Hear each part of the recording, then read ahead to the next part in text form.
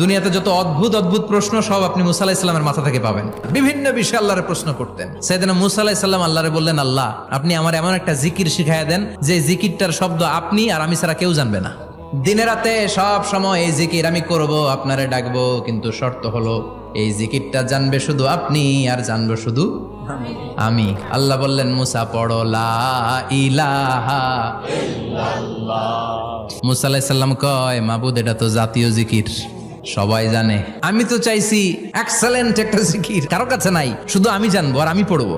আল্লাহ বললেন, মুসা এই লা ইলাহাকে যদি এক পাল্লায় রেখে দাও, তাম বিশ্ব, 7 আকাশ 7 জমিনটারে তুলে যদি তুমি আরেক পাল্লায় রেখে দাও, লা রাজাহাত কাফাতু লা ইলাহা ইল্লাল্লাহ, মুহূর্তের মধ্যে লা ইলাহার পাল্লা ভারী হয়ে যাবে।